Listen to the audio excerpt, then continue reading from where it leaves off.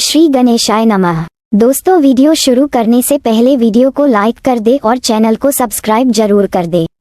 Story name is Ishqbaz Session 2 and this story is begin from chapter 247 and guys don't forget to share your reviews and put on your earphones before starting the video for better experience। तो चलिए शुरू करते हैं। आहा राका, छोड़ो मुझे, क्या कर रहे हो तुम? मैंने कहा मुझसे दूर रहो। तुम होते कौन हो मेरे करीब आने वाले? देखो तुम यहाँ से जाओ वरना मैं। और इससे पहले कि याना आगे कुछ कह पाती राका की नजरें सख्त हो गई। उसने अगले ही पल याना को अपनी तरफ घुमाया और अपनी अपनी गहरी नीली आंखों से याना की हरी आंखों में देखते हुए उसे खोलकर कहना की कमर को अपनी और करीब करते हुए अपने एक एक शब्द चबाते हुए बोला, वरना क्या करोगी तुम? करो जो कर सकती हो करो, मैं भी देखता हूँ तुम मुझे यहाँ से कैसे भगाती हो। कहते हुए राका ने अगले ही पल याना के लिप्स पर होठ रख दिए और उसे काफी फोर्स के साथ किस करना शुरू कर दिया। याना इस चीज के बिल्कुल भी रेडी नहीं थी। यह सब उसके लिए अनएक्सपेक्टेड था। राका याना को लगभग बाइट करते हुए उसके लिप्स को स्मूच करते हुए किस कर रहा था और अपना गुस्सा वह अपनी किसी के जरिए शो करने की कोशिश कर रहा था। याना के लिए ये कि काफी पेनफुल था। उसे अपने लिप्स में तकलीफ हो रही थी। उसने राका के सीने पर हाथ रखकर उसे खुद से दूर करने की पूरी कोशिश की, लेकिन वह ऐसा करने में नाकामयाब हो रही थी। राका काफी स्ट्रांग बॉडी वाला इंसान था। उसकी जिम में कसरत करके बनाई गई स्ट्रांग बॉडी याना हिला भी नहीं पा रही थी।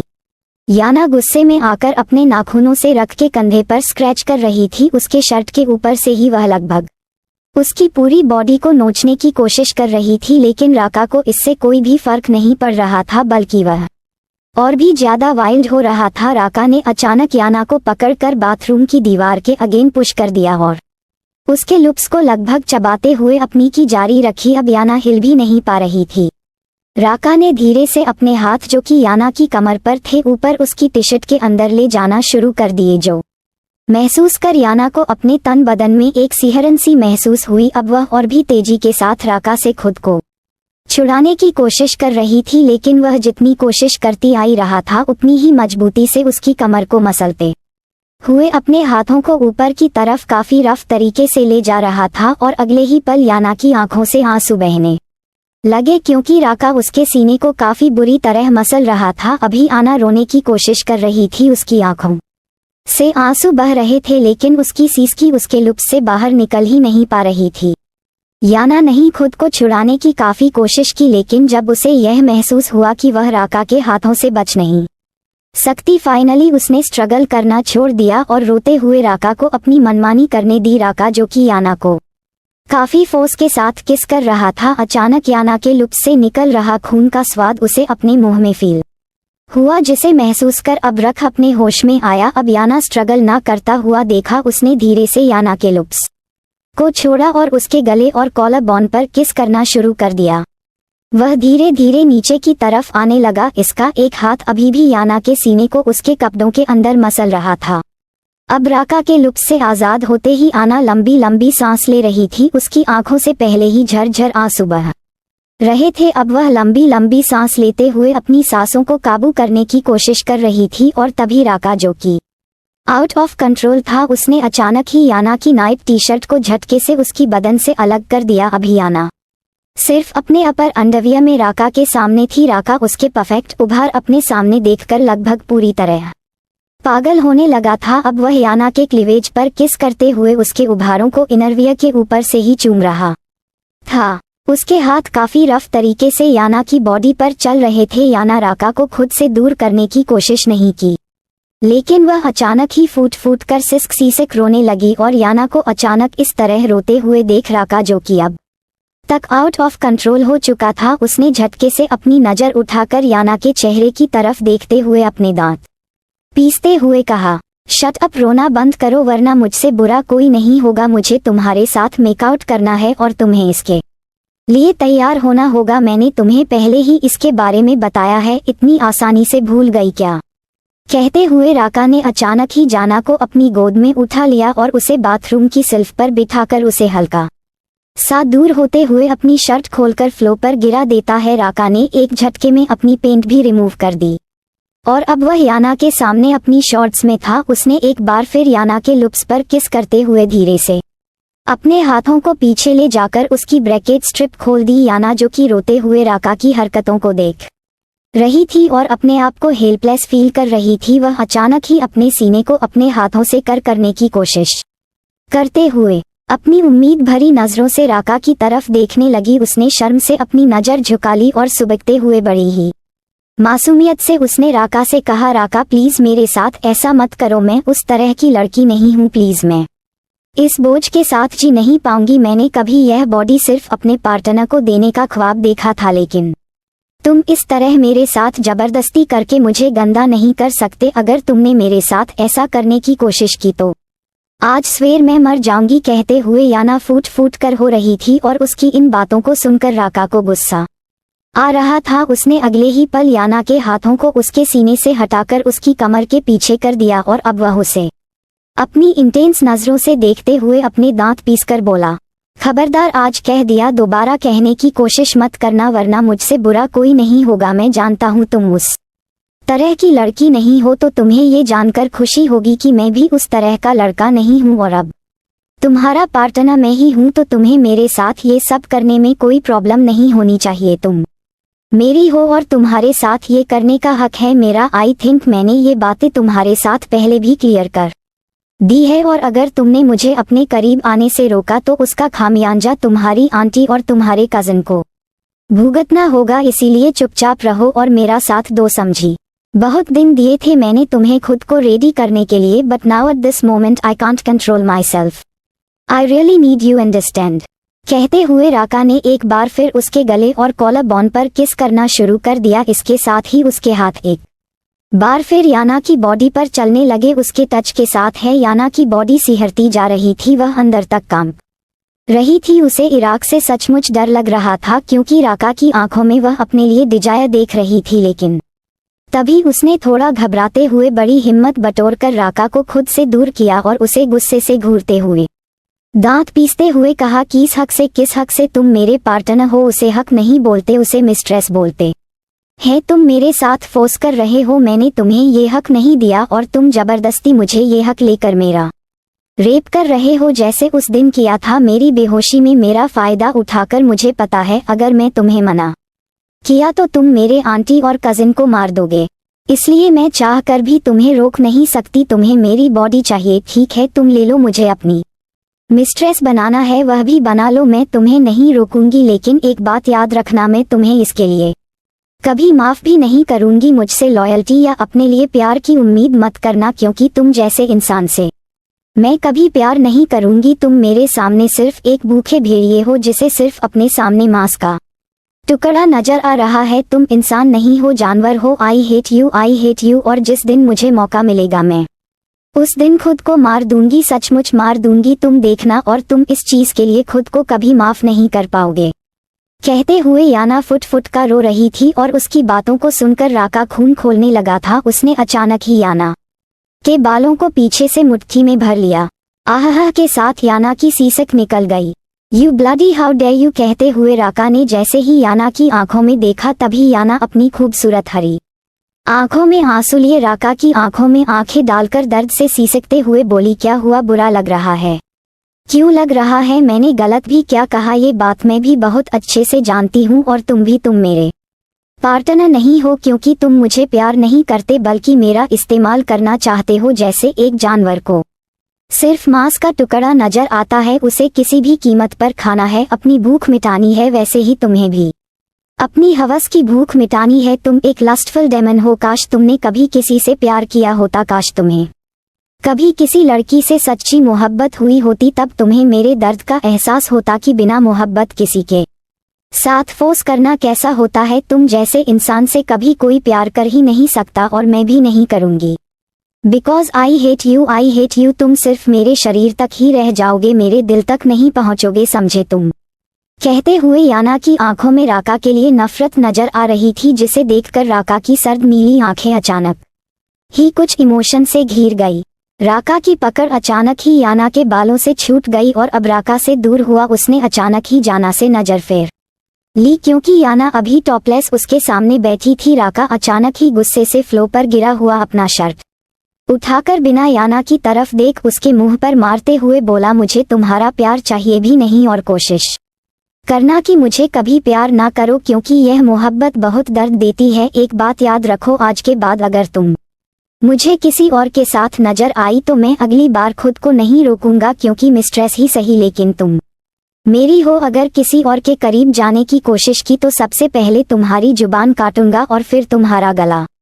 कहते हुए राका ने फ्लो पर पड़ा हुआ अपना पेंट उठाया और से पहनने लगा। याना राका को अचानक ही रुकता हुआ देखकर हैरान रह गई। उसने जल्दी से वह शर्ट ली और उसे पहनना शुरू कर दिया। अब राका बाथरूम से जाते हुए बिना याना की तरफ देखे बोला, और हाँ, तुमने सही कहा, मैं जानवर ही हूँ और तुम्हारी भलाई इसी में है कि तुम इस जानवर के जानवरपन को जगाने की कोशिश मत करना, तुम्हें बहुत भारी पड़ेगा। क्योंकि राका किसी को धमकी नहीं देता बल्कि करके दिखाता है। कहकर राका वहां से तेज कदमों के साथ चला गया और याना अपनी आंखों में आंसू लिए हैरानी से उसे ज्यादा हुआ देखती रह गई। वहीं दूसरी तरफ नताशा का कमरा। नताशा और रॉकी अभी भी बाथरूम में खड़े थे। रॉकी नताशा को काफी पैशनेट किस कर रहा था। नताशा ने उसे भेजने की बहुत कोशिश की लेकिन रॉकी उससे दूर होने को तैयार ही नहीं था, बल्कि उसने नताशा के होठों को पूरी तरह स्वेल कर दिया था। रॉकी काफी डेस्परेट होकर उसके होठों को चूम रहा था और नताशा को ये टेंशन थी कि कहीं आशी और गौरी कमरे में ना आ जाए। अब नताशा फाइनली रॉकी को खुद से दूर करते हुए उसे बाहर जाने के लिए मना रही थी, लेकिन रॉकी जाने के तैयार नहीं था। लेकिन तभी अचानक की कमरे में गौरी नताशा और आशी के कपड़े और खाना लेकर आई। अब वह नताशा और आशी को आवाज देते हुए बोली, आशी दीदी, नताशा दीदी, आंटी ने खाना भेजा है, प्लीज आप लोग खाना खा लो। उन्होंने कहा है आप लोग जल्दी सो जाओ क्योंकि हमें सुबह ही निकलना होगा।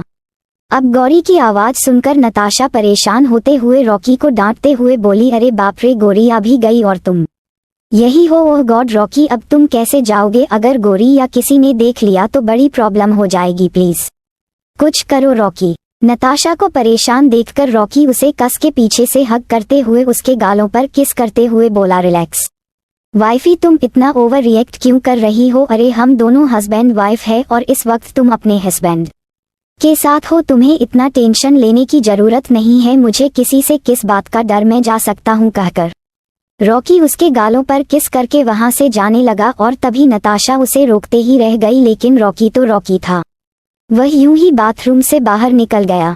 गौरी जो कि कमरे में बेड पर सोने की तैयारी कर रही थी, अचानक ही बाथरूम का दरवाजा खुलने की आवाज से उसका ध्यान बाथरूम की तरफ गया तो उसकी आंखें हैरानी से बड़ी हो गई, क्योंकि रॉकी के पीछे पीछे नताशा अभी बाहर आ रही थी और वह रॉकी को रोकने की कोशिश कर रही थी, लेकिन रॉकी बाथरूम से बाहर आ चुका था। गौरी का मुंह खुला का खुला रह गया, उसके फेशियल एक्सप्रेशन काफी शॉकिंग थे। और तभी रॉकी गौरी को इग्नोर करके बालकनी के रास्ते जाने को हुआ, लेकिन गौरी के चेहरे के रिएक्शन देखकर वह धीरे से गौरी के चेहरे के पास आया और उसके खुले मुंह को अपने हाथों से बंद करते हुए बोला, मुंह बंद कर लो वरना मक्खी घुस जाएगी। रॉकी के अचानक ऐसा करने पर गौरी अपने होश में आई। अब वह एक नजर रॉकी को और दूसरी नजर नताशा को देख रही थी और बोली, आप लोग बाथरूम में क्या कर रहे थे? आंटी ने मना किया है ना। डोंट बी सिली गौरी, तुम्हें नहीं पता हम दोनों बाथरूम में क्या कर रहे थे? तुम इतनी बच्ची भी नहीं हो।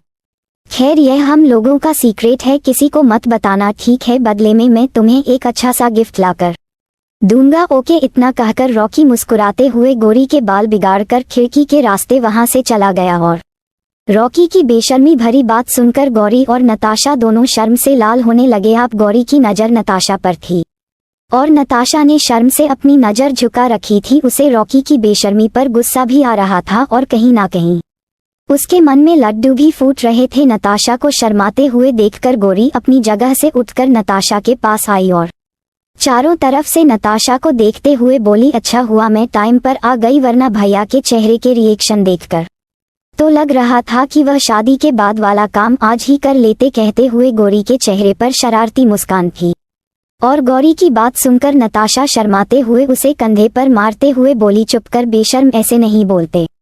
ही दीदी, अब मैं आपको दीदी कहूँ या भाभी यह मुझे समझ नहीं आ रहा। चलिए ये हम बाद में डिसाइड करेंगे, पहले ये बताइए कि आशी दीदी कहाँ है? अचानक आशी जिक्र सुनते ही नताशा ने भी नजर कैमरे में और तभी उसे ध्यान आया कि वह अपने कमरे में फेस वॉश लेने गई थी। अब नताशा अपनी कमर पर हाथ रखकर मुंह बनाते हुए गोरी से बोली, गोरी अब तुम अपनी आशी दीदी के आने का इंतजार छोड़ ही दो, क्योंकि लगता है उसका साइको अपने 2 दिन की कसर पूरी करके ही रहेगा। हाँ हाँ हाँ हाँ, अच्छा तुम रुको, मैं फ्रेश होकर आता हूँ। और हाँ, इस बारे में मम्मी या किसी को भी पता नहीं चलना चाहिए। ओके, तू समझदार है ना?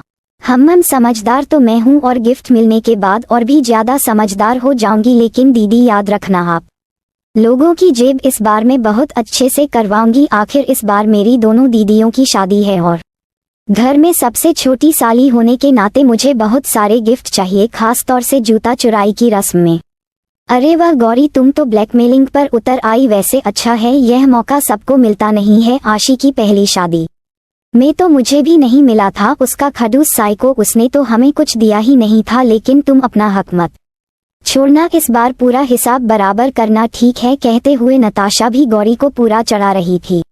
और वहीं दूसरी तरफ आशी और क्रिश का कमरा। क्रिश आशी को अपने सीने से लगाए हुए अपनी गोद में बिठाकर अपने हाथों से खाना खिला रहा था, और आशी भी हमेशा की तरह एक बच्चे की तरह उसकी गोद में बैठकर खा रही थी। तभी उसने अपनी तितली जैसी आंखें फड़फड़ाते हुए बड़ी ही मासूमियत से क्रिश की तरफ देखते हुए पूछा, साइको क्या मुझे सचमुच कल मासी के साथ जाना होगा? हम तुम ही चाहती थी ना कि तुम्हारी शादी धूमधाम से पूरी रिचुअल के साथ हो? कहते हुए क्रिश उसे खाना खिला रहा था, और क्रिश की बात सुनकर आशी ने मासूमियत से कहा, हाँ चाहती थी, लेकिन मैं तुमसे दूर नहीं होना चाहती साइको। हम लोग यहाँ रहकर भी तो शादी कर सकते हैं ना, इसके लिए मेरा जाना जरूरी तो नहीं है।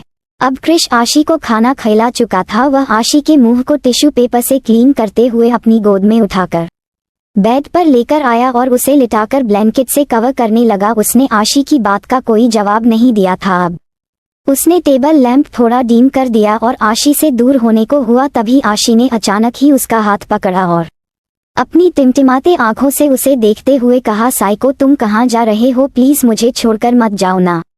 स्टॉप दिस नॉनसेंस फायरफ्लाई, मैं यही हूँ तुम्हारे पास, तुमसे दूर मैं नहीं जाऊंगा। और इतना कहकर वह आशी की बगल में जाकर बिस्तर पर लेट गया। क्रिश के लेटते ही आशी हमेशा की तरह अचानक ही उसके ऊपर चढ़कर उसके पेट पर लेट गई और क्रिश को जोर से हग करते हुए अपना मासूम सा चेहरा उसके चेहरे के बिल्कुल करीब लाते हुए बोली, साइको मुझे तुमसे दूर नहीं जाना, मैं तुमसे बहुत प्यार करती हूँ साइको, मुझे तुम्हारे बिना अच्छा नहीं लगता, प्लीज मुझे मत भेजो ना। अगर मैं चली गई और तुम फिर से मुझसे दूर हो गए तो मैं क्या करूँगी? मैं तुम्हारे बिना नहीं जी सकती साइको।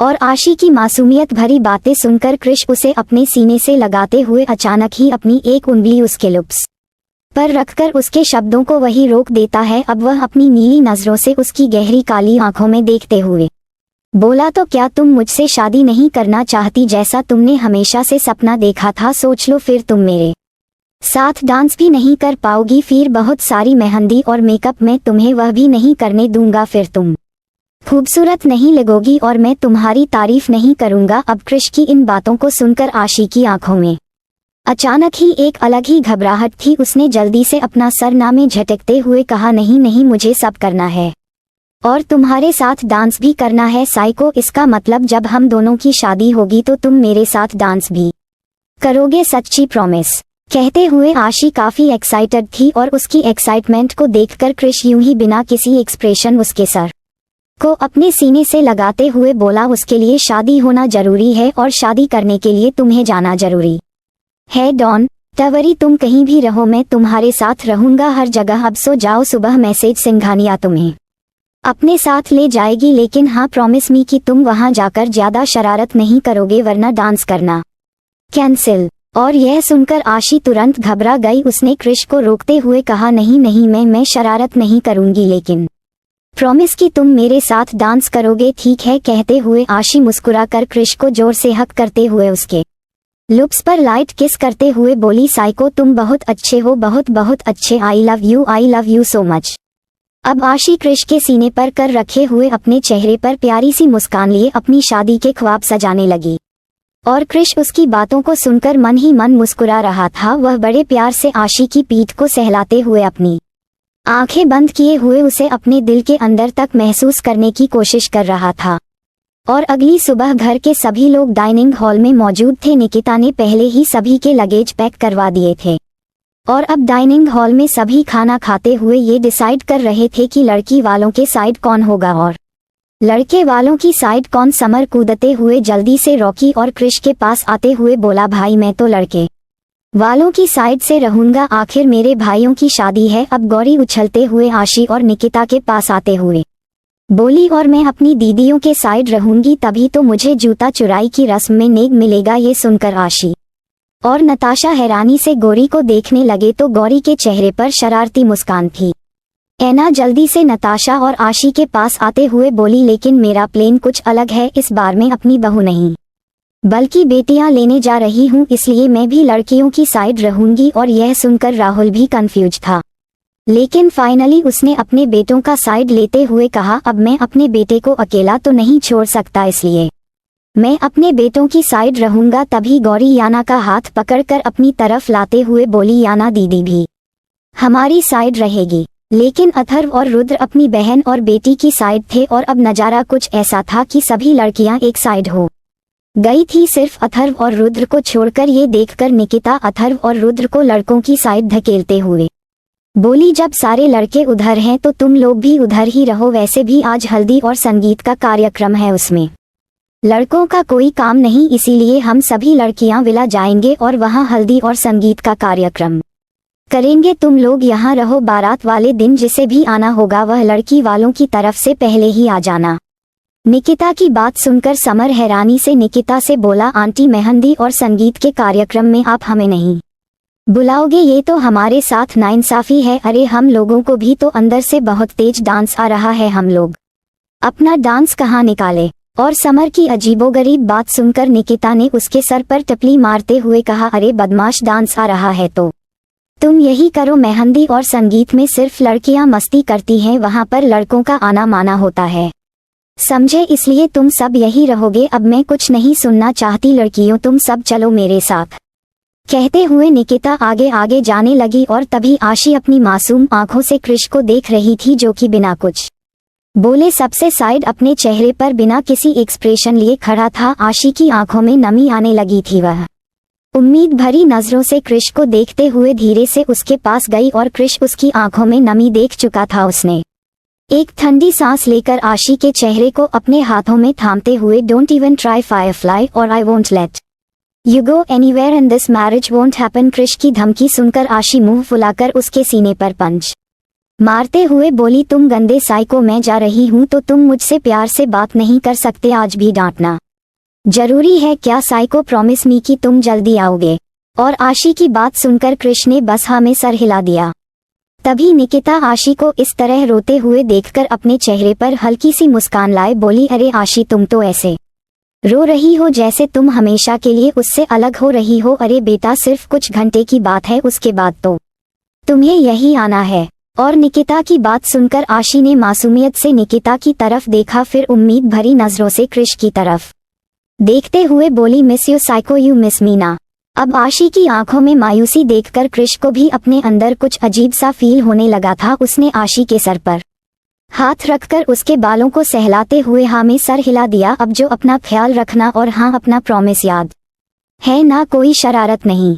क्रिश की बातों को सुनकर आशी ने धीरे से हाँ में सर हिलाया और वह जल्दी से वहां से निकल गई, क्योंकि उसे रोना आ रहा था। घर में सभी लोग आशी के रिएक्शन को देखकर काफी इमोशनल हो रहे थे, क्योंकि सबको पता था आशी क्रिश से काफी ज्यादा अटैच है। वह एक सेकंड भी क्रिश से दूर होना बर्दाश्त नहीं कर पाती थी। और वही नताशा, जो कि अपनी तिरछी नजरों से बड़ी ही मायूस तरीके से रॉकी को देख रही थी और रॉकी की नजर भी उस पर ही टिकी हुई थी। अब रॉकी भी अपनी फीलिंग कंट्रोल नहीं करता और जल्दी से दौड़कर नताशा को अपने सीने से लगा लेता है। उसने नताशा की माथे पर किस करते हुए कहा, अपना ख्याल रखना, मैं जल्दी आऊंगा, I miss you and I love you. Rocky की बातों को सुनकर घर में सभी लोग मुस्कुरा रहे थे और नताशा ने भी मुस्कुराकर धीरे से आई लव यू कहा। थोड़ी ही देर में सभी लड़कियां गाड़ी में बैठने जा रही थी और सभी लड़के उन्हें बाहर तक छोड़ने आए थे, लेकिन क्रिश उन्हें छोड़ने नहीं आया था। आशी गाड़ी में बैठने से पहले अपनी नजर हर तरफ घुमाकर क्रिश को ढूंढ रही थी और क्रिश को न देखकर उसका चेहरा मायूस हो रहा था। लेकिन तभी उसकी नजर बालकनी की तरफ गई, जहां से क्रिश अपनी कोल्ड नजरों से अपने हाथ अपने सीने पर बड़े आशी को जाता हुआ देख रहा था। इस वक्त कोई नहीं बता सकता था कृष के दिमाग में क्या चल रहा है, क्योंकि उसके चेहरे पर कोई एक्सप्रेशन नहीं थे, लेकिन उसकी गंभीर नीली आंखों में आज एक अलग ही इमोशन था। आशी और कृष दोनों की नजरें एक दूसरे पर टिकी हुई थी। आशी की आंखों में नमी थी और चेहरे पर मासूमियत। उसके इमोशन सबको नजर आ रहे थे, लेकिन कृष के इमोशन शायद वह खुद ही समझ सकता था, जिसे वह संभालने की कोशिश कर रहा था और काफी हद तक कामयाब भी था। कुछ ही पल में उन लोगों की गाड़ी वहां से निकल गई और आशी के जाते ही कृष अपनी आंखें बंद कर लेता है और एक ठंडी सांस लेते हुए अपने आप से बोला, मैं आऊंगा फायरफ्लाई, एक बार फिर तुम्हें हमेशा हमेशा के लिए अपना बनाने के लिए, क्योंकि तुम सिर्फ अपने साइको की हो। I will not miss you because I am always with you, around you, you are mine and only mine and once again you will be mine. इन शब्दों को कहते हुए कृष की आंखों में एक अलग ही सुकून और चेहरे पर एक अलग ही जुनून था। और वहीं दूसरी तरफ सिंघानिया विला में मेहंदी और संगीत की पूरी तैयारी पहले ही हो चुकी थी। निकिता सभी लड़कियों के साथ वहां पहुंची और अब वक्त काफी कम था, इसलिए आशी और नताशा को तुरंत ही रेडी करके उन लोगों ने हॉल में बिठा दिया था। फूलों से सजे खूबसूरत आसन पर आशी और नताशा एक दूसरे के अगल बगल बैठी थी और अब उन्हें मेहंदी लगाई जा रही थी, क्योंकि मेहंदी लगाने में काफी वक्त लगने वाला था। आखिर दुल्हन की मेहंदी है। इस वक्त वह दोनों काफी खूबसूरत लग रही थी। और वहीं दूसरी तरफ डेविडसन विला में समर के दिमाग में अजीब अजीब खुराफातें चल रही थी और वह खुंदस से सभी लोगों को देख रहा था, क्योंकि हाल में बैठे सभी लोग इस तरह शांत बैठे थे जैसे घर में मातम पसरा हो। किसी के चेहरे पर मुस्कान नहीं थी, क्योंकि उन सभी के चेहरे की मुस्कान तो उनकी पार्टनर के साथ जा चुकी थी, लेकिन इस वक्त यहाँ कृष और राका मौजूद नहीं थे। रॉकी तो इस तरह बैठा था जैसे नताशा उसके साथ उसके चेहरे की मुस्कान ही ले गई हो। उसे देखकर ऐसा लग रहा था जैसे उसके ऊपर किसी ने पहाड़ तोड़ दिया हो। अभी कहानी जारी रहेगी। So don't forget to share your review and comment your best part of an story. और अगर आपने अभी तक हमारे चैनल को सब्सक्राइब नहीं किया तो कृपया इसे सब्सक्राइब करें और बेल आइकन पर क्लिक करें, ताकि आप हमारी नई कहानी पहले पा सके। And if you like my story so comments your feelings with heart emoji. तो मिलते हैं नेक्स्ट वीडियो, तब तक के लिए राधे राधे।